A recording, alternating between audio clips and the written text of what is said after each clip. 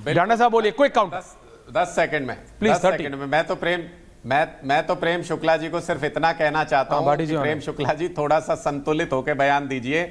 मोदी जी तो हारने के बाद कट लेंगे, अपनी फोटो हटवा देंगे और उसके बाद आपको जवाब देना पड़ेगा 8 तारीख को यहां बैठ के अपने ही दिए बयानों पे।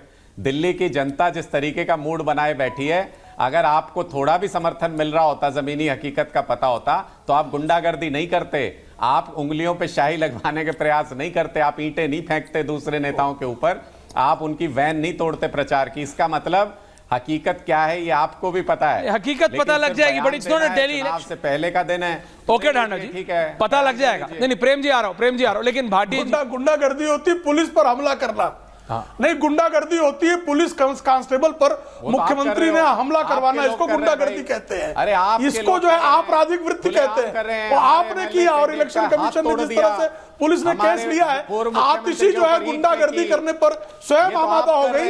ये हताशा आपकी दिखाई दे रही है और हताशा का बताशा फूटेगा। और ढांडा जी प्लीज रिलैक्स, ढूंढने पे भी नहीं मिलेंगे। साड़ी आप लोग ढांडा जी आप ढूंढा जी हो बांट रहे हैं, ढूंढा जी भी हो, हताशा आपके ऊपर नजर आ रही है। ढूंढने पर भी नहीं प्रधानमंत्री मिलेगा। जी को वोटिंग से एक दिन पहले पार्लियामेंट में बार बार जिक्र करना पड़ता है। हताशा तो प्रधानमंत्री जी की और आप लोगों की नजर आ रही है, भाई बीजेपी की और प्रधानमंत्री जी की हताशा नजर आ रही है ना। चुनाव आयोग को भी साथ ले लो, पुलिस को भी चेहरे पे केजरीवाल जी साथ ले लो, तब भी कुछ नहीं हो पाएगा। दिल्ली के लोग जब अंदर बटन दबाएंगे तो कोई नहीं देख रहा होगा। दिल्ली के लोग झाड़ू पे बटन दबा के आएंगे और आपका हो गया का जवाब देंगे। मेरा सिर्फ इतना कहना है, भाटी जी अजय जी को भी ले आइए, मेरा सिर्फ इतना कहना है, कुछ तो जनता के भी छोड़ दीजिए, कुछ तो जनता के लिए छोड़ दीजिए। आज सतीश जी, भाटी जी चला जाऊं सतीश जी के पास, सीनियर है, कह रहे हैं भाटी जी नहीं तो नाराज हो जाएंगे, मुझे लग रहा है लंबी लंबी सांसें ले रहे हैं। 1 मिनट बोल देंगे 17 मिनट हो गए आया नहीं तू। हाँ सतीश जी बोलिए। नहीं भाटी जी अपने मित्र हैं भाई। मित्र तो मेरे भी हैं, डांट देते हैं ऑन एयर। मैं सिर्फ प्रेम जी से ये कहना चाहता हूं, मैंने कतई नहीं कहा कि आप हार रहे हैं, हमने कतई नहीं कहा कि आप हार रहे हैं। हाँ। लेकिन एक सवाल संसद में पूछा गया है, उसका भाजपा को या सबको जवाब देना बनता है। महाराष्ट्र में एक हिमाचल प्रदेश कैसे जुड़ गया इलेक्टोरल रोल में?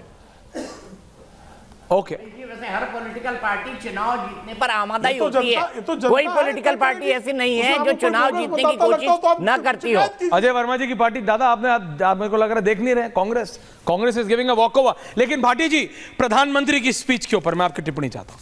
भाटी जी ये बिल्कुल उधर चली जाती है डिबेट दिल्ली पे, फिर खींच के लानी पड़ती है।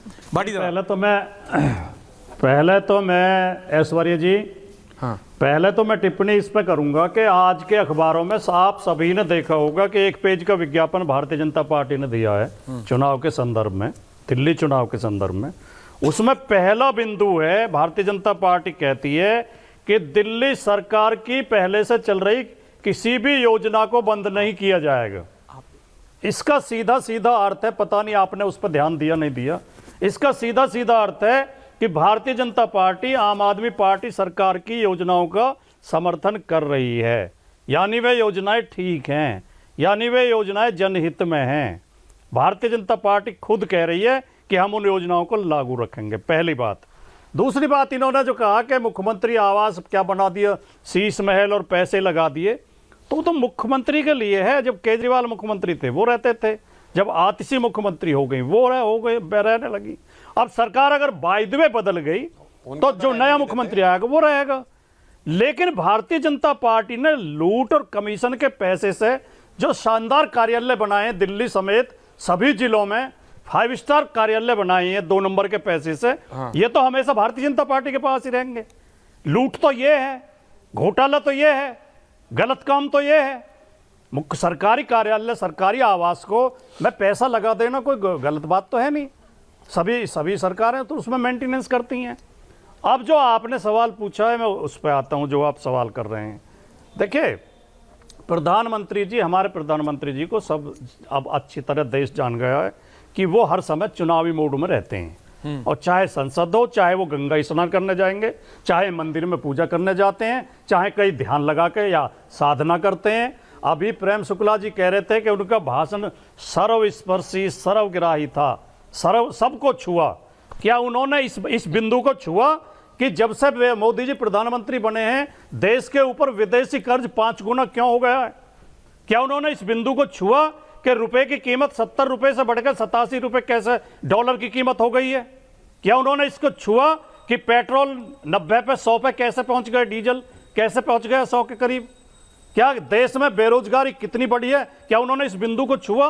क्या देश का सामाजिक ताना बाना कितना नष्ट हुआ है? जो ये रोजाना नफरती भाषण देते हैं, तुम्हारी भैंस खोल ले जाएंगे, तुम्हारे मंगलसूत्र छीन लेंगे, तुम्हारे कमरे छीन लेंगे, तुम्हारे मकानों में घुस जाएंगे, बहन बेटियों को उठा ले जाएंगे, इन नफरती भाषणों से देश का सामाजिक ताना बाना कितना नष्ट हुआ है, कितना खराब हुआ? क्या इसको प्रधानमंत्री ने छुआ? क्या प्रधानमंत्री ने प्रयागराज में जो दुखद मौतें हुई हैं उत्तर प्रदेश सरकार के कुप्रबंधन के कारण, कमीशन खोरी के कारण, भ्रष्टाचार के कारण, जो उत्तर प्रदेश के अहंकारी मुख्यमंत्री आंखें बंद किए हुए बैठे हैं, 2 शब्द तक शोक में नहीं बोले, उन्हें श्रद्धांजलि तक नहीं दी मृतकों को, क्या प्रधानमंत्री जी ने उस बिंदु को छुआ?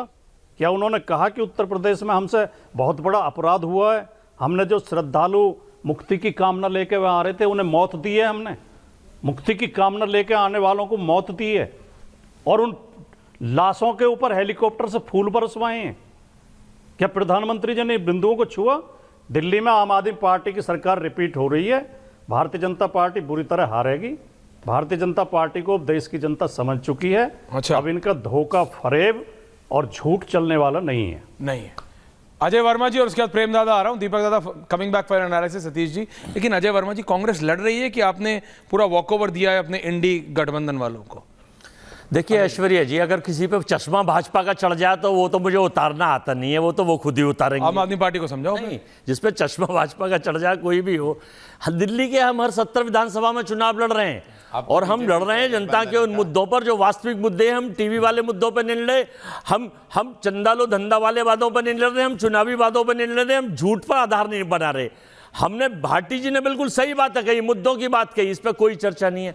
सारा अपोजिशन आज लोकसभा में देश की सबसे बड़ी पंचायत पे मांग करता रहा कि साहब आपने गिनती कर ली, इतनी जल्दी आपने बता दिए, इतने हो गए, लेकिन आज तक आपने मौतों की गिनती नहीं करी है, इस पर भी ज्ञान कर लीजिए। और जो वहाँ कैमरे लगा रखे हैं कि वहाँ पता क्या है उन कैमरों में सिस्टम, आप पहले हो सकता है मैं गलत हूँ, एक डुबकी जो एक आदमी लगाएगा वो कैमरा टैग कर लेगा। अगर मैंने 10 डुबकी लगाई तो मैं 10 बार काउंट होऊंगा, तो वहाँ गिनती 10 डुबकी वाले की फिर 1 करोड़ के 10 करोड़ हो जाएंगे। या तो इसे सुधार करें या इसका स्पष्टीकरण भाजपा के आईटी सेल के लोग और नेता देश के और इंटेलिजेंस के लोग दें कि क्या ये ऐसा हो रहा है या नहीं हो रहा है। दूसरा, सरकार कब गिनती करके वहां पर जो बॉडी पाई गई है, पता है 200 किलोमीटर दूर लखनऊ में बॉडी पाई गई एक मां की, एक बेटे की तो मां मिली ही नहीं है। ऐसे सैकड़ों पब्लिक डोमेन में है, लेकिन चूंकि प्रधानमंत्री जी ने संसद में बड़ा निरादर किया है उन शवों का जो मोक्ष लेने गए थे, और उन तक एक उनके ऊपर भी संवेदना तो व्यक्त कर देते हैं। वो वहां भाई साहब पूजा करने गए थे, क्या मोक्ष नहीं, कल पता है, कल वो जा रहे हैं उनके लिए वहां श्रद्धांजलि देने। पता क्यों जा रहे हैं? कुंभ का महत्व वो श्रद्धांजलि देने नहीं जा रहे, इधर वो डुबकी लगाएंगे कुंभ में और दिल्ली के वोटरों को ये दिखाएंगे, मित्रों मैं गंगा स्नान कर रहा हूं, वोट हमें ही दीजिए। 5 तारीख ही क्यों? 5 तारीख ही उन्होंने क्यों चुनी वोटिंग? प्रेम शुक्ला जी,